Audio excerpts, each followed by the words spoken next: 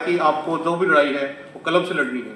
इसीलिए बाबा साहब ने क्या किया कि हमको एजुकेशन के ऊपर जोर दिया कि आप एजुकेशन पे जो है फोकस कीजिए और जितना हो तो लोगों को शिक्षित कीजिए। तो इसी के लिए जो बाबा साहब का नारा था वो था एजुकेट एजुकेट एंड यूनाइट, जो है स्लोगन, उसको हम लोग अपनाते हैं और उसी के तहत हम लोग काम करते रहते हैं। हमारी जो all India SC/ST welfare ONGC है, तो बाबा साहब का पे बैक टू सोसाइटी है मिशन, उसी के तहत हम लोग काम करते हैं, जिसके तहत बच्चों को एजुकेशन का है, स्किल डेवलपमेंट कोर्सेज हैं, CSR एक्टिविटीज़ हैं और डिस्ट्रीब्यूशन है, किट्स हैं, ब्लैंकेट्स हैं, अदर जो है वो चीज़ें करते रहते हैं। इसके लिए मैं ONGC मैनेजमेंट का बहुत बहुत धन्यवाद करता हूँ। आज हमारे CSO साहब आए हैं, उनको मैं यहाँ आने के लिए बहुत बहुत धन्यवाद देना चाहूँगा। तो इसी के साथ ही मैं सामने जी से रिक्वेस्ट करूँगी इस प्रोग्राम को आगे बढ़ाएं। मैं आपका ज़्यादा टाइम नहीं लूँगा क्योंकि पहले हम लोग ऑलरेडी लेट हो चुके हैं, साहब को कहीं जाना भी दूसरे प्रोग्राम में, तो मैं अपनी वाणी को विराम दूंगा और श्यामल जी अपना प्रोग्राम आगे बढ़ाएं। डॉक्टर राजकुमार, नितिन जी, दयानंद जी, चौधरी साहब, thank you for your thought provoking sharing of your thoughts. As a citizen of India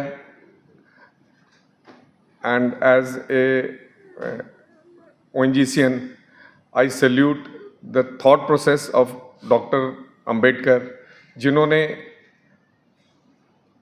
हमारे को संविधान तो दिया ही, साथ में जो 3 चीज़ें जो सबसे इम्पॉर्टेंट जो उनकी कंट्रीब्यूशन मुझे पर्सनल लेवल पे लगती है, वो ये है कि उन्होंने पावर ऑफ एजुकेशन हमको दी, उन्होंने हमको अनटचेबिलिटी का जो कॉन्सेप्ट है उसको त्यागने के प्रोत्साहन दिया और उन्होंने वुमेन एम्पावरमेंट की बात करी। हम अपने अपने घर में सब लोग ये प्रैक्टिस करते हैं, हम लोग अपनी ऑर्गेनाइजेशन में प्रैक्टिस करते हैं, हम ये स्पोर्ट्स फील्ड में प्रैक्टिस करते हैं। आप में से शायद कुछ लोगों को पता होगा, कुछ लोगों को नहीं पता होगा, मैं एक अच्छा स्पोर्ट्समैन भी हूँ एंड स्पोर्ट्स फील्ड एक ऐसी चीज़ है एंड स्पोर्ट्स एक ऐसी फील्ड है जब फील्ड में जीतने के लिए हमको एक दूसरे का साथ देना पड़ता है, अकेला कोई जीत नहीं सकता। अगर आप बोलेंगे कि बॉक्सिंग है, बॉक्सिंग भी आजकल एक इंडिविजुअल स्पोर्ट नहीं है, बॉक्सिंग भी एक टीम स्पोर्ट है। उसमें कोच चाहिए, आपको स्पैरिंग पार्टनर चाहिए, आपको फिजियोथेरापिस्ट चाहिए, आपको डॉक्टर चाहिए, आपको ओपोनेंट चाहिए, ओपोनेंट से ही जीत सकते हैं आप। तो हर चीज़ में टीम स्पिरिट होना बहुत ज़रूरी है एंड टीम स्पिरिट में जब हम किसी भी टीम के पार्ट होते हैं तो हम कोई भेदभाव नहीं करते, हम एक टीम के पार्ट होते हैं एंड हमको टीम को साथ लेके जीतना होता है, आगे बढ़ना होता है।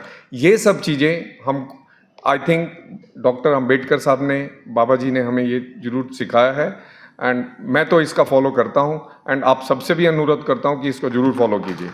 Thank you. पिछले 7-8 साल से लोकसभा में डिप्टी स्पीकर ही नहीं है और संविधान में लिखा है कि डिप्टी स्पीकर होना चाहिए, लेकिन हमारे देश में डिप्टी स्पीकर नहीं है। क्यों नहीं है डिप्टी स्पीकर? क्योंकि डिप्टी स्पीकर यदि आप जैसे लगा देंगे तो वो अपोजिशन पार्टी का हो सकता है। एक ट्रेंड है कि स्पीकर यदि रूलिंग पार्टी का है तो डिप्टी स्पीकर अपोजिशन पार्टी का होना चाहिए, लेकिन यह सरकार जो है संविधान के खिलाफ डिप्टी स्पीकर का नियुक्ति ही नहीं कर रहा है। आप कुछ कर पाए? आप कुछ नहीं कर पा रहे। और ये किसी एक गवर्नमेंट की बात नहीं कर रहा हूँ, सिर्फ मोदी आ गया करके खराब हो गया, ऐसा नहीं है। ये over a period of time ये कॉन्स्टिट्यूशन और डेमोक्रेसी को इस तरह से खतरे में डाला गया है। तो ये जो सब्सटेंटिव चीज़ है और प्रोसीजर है उसका कंप्लीट लॉस है कॉन्स्टिट्यूशन के भीतर में, ये जो प्रक्रिया चला रहे। तो उसकी वजह से जो बाबा साहब चाहते थे कि इस देश में संविधान लागू होना चाहिए, बाबा साहब कहते थे कि संविधान लागू अपने आप में नहीं होगा और संविधान अपने आप में खराब या सही नहीं होगा, लेकिन संविधान लगाने वाले, लागू करने वाले लोग यदि सही है तो संविधान सही होगा, बहुत अच्छे से अच्छा काम करेगा। लेकिन संविधान लागू करने वाले लोग यदि खराब हैं तो संविधान बहुत बुरी तरह से फेल हो सकता है। लेकिन मैं आपको बताना चाहता हूँ कि डिस्पाइट टू दैट ये सारी समस्या है, लेकिन डिस्पाइट टू दैट इस देश में लोकतंत्र बहुत कामयाब हुआ है। जैसे इस देश में हर 5 साल में चुनाव होते हैं और बार बार उन लोगों को आपके वोट मांगने पड़ते हैं और बिना आपके वोट की कोई सरकार नहीं बनती। दूसरी बात मैंने ये देखा है कि लोकतांत्रिक व्यवस्था में देश में जितनी भी प्रक्रिया हो रही है हमने एडवांस किया है, काफ़ी बड़े पैमाने पर एडवांस किया है। जैसे पाकिस्तान की डेमोक्रेसी ख़त्म हो गई, हमारे आसपास के देशों की डेमोक्रेसी ख़त्म हो गई, लेकिन भारत की डेमोक्रेसी बहुत अच्छे से चल रही है। इसका एक बेस्ट उदाहरण आपको मैं बताता हूँ। हमारे देश में जो है कई सारे राज्य हैं, यदि लोकतंत्र ठीक से नहीं चलता तो ये राज्य डिसइंटीग्रेट हो जाते हैं। तो हमारे देश में जो एक यूनिटी जो बनाई गई है, संविधान ने जो राज्यों की और केंद्र की जो यूनिटी बनाई हुई है वो बहुत बेहतरीन तरीके से काम कर रही है। तो कंक्लूजन में मैं आपको यही बताना चाहता हूँ कि जैसे संविधान है, संविधान के भीतर में बहुत सारे अधिकार होते हैं, वैसे भी SC ST को बहुत सारे अधिकार है। वो अधिकार क्यों नहीं काम कर रहे? जैसे SC ST का एक्ट है, SC ST का एक्ट काम ही नहीं करता है। SC ST का एक्ट क्यों नहीं काम कर रहा है? तो इसका हमने रिसर्च किया कि ये एक्ट क्यों नहीं काम करता है।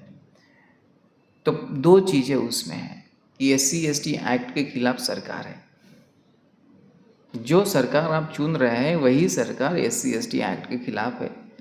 और दूसरी इम्पॉर्टेंट बात हमने देखा कि SC ST एक्ट के खिलाफ न्यायालय है। आप कोई भी केस SC ST के कोर्ट में लेके जाओगे तो आप हारोगे, सुप्रीम कोर्ट से डायरेक्ट। आप दूसरे कोर्ट में नहीं हारोगे तो सुप्रीम कोर्ट में हारोगे, चाहे जज कितना भी अच्छा क्यों ना हो। इवन आपके जो न्यू चीफ जस्टिस आ रहे हैं उन्होंने खैरलांजी मैटर में हरवा दिया है हम लोगों को। तो खैरलांजी में एट्रोसिटी हुई थी, लेकिन सुप्रीम कोर्ट में जो नए चीफ जस्टिस है वो भी जज थे उसमें, और उन्होंने जो है खैरलांजी के मामले में हमारे समाज के खिलाफ जजमेंट दिया है। तो कहने की बात यह है कि ये सिस्टम जो है वो सिस्टम संविधान के खिलाफ काम कर रही है। पार्लियामेंट ने कानून बनाया, संविधान ने कानून बनाया, लेकिन उसको लागू नहीं होने देना है। ये जो सिस्टमिक इश्यूज़ हैं उसकी वजह से जो है इस देश में डेमोक्रेसी फेल हो रहा है। आपको दूसरी एक बात बताता हूँ कि ये क्यों फेल हो रहा है। आपने कभी नोटिस किया होगा कि जब भी SC ST के खिलाफ सुप्रीम कोर्ट जजमेंट देता था तो 2001 तक संविधान में बदलाव आ जाता था। देखा आपने इस बात को? जितने भी मामले में SC ST के खिलाफ जजमेंट दिया सुप्रीम कोर्ट ने, और मैं कह रहा हूँ कि वो हर रोज़ मतलब आए दिन SC ST के खिलाफ जजमेंट देते रहते हैं, लेकिन 2001 तक उन जजमेंट को रिवर्स करने के लिए संविधान में अमेंडमेंट आ जाता था। 2001 के बाद ये प्रक्रिया बंद हो गई है। क्यों बंद हो गई है? तो इसका सबसे बड़ा कारण यह है कि 2001 के बाद हमारा पॉलिटिकल आंदोलन कमज़ोर हो गया है, मतलब कमज़ोर होते हुए आ रहा है। हम लोग उसमें स्ट्राइड नहीं कर पा रहे। तो दोस्तों, लोकतंत्र को लागू करने के लिए 3 इम्पॉर्टेंट चीज़ें हैं।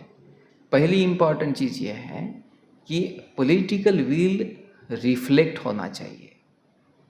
रिप्रेजेंटेटिव फॉर्म की गवर्नमेंट की जो डेमोक्रेसी है उसके तहत पॉलिटिकल विल रिफ्लेक्ट होना चाहिए, और आपके जो अपने रिप्रेजेंटेटिव है वो पॉलिटिकल पार्टी के लिए बांधिल नहीं होना चाहिए, बंधे नहीं होने चाहिए, वो जनता के प्रति अकाउंटेबल होना चाहिए, और सिस्टम उसकी प्रक्रिया के हिसाब से चलना चाहिए। तो थैंक यू सो मच, मुझे आपने सुना, और आगे भी मिलते रहेंगे।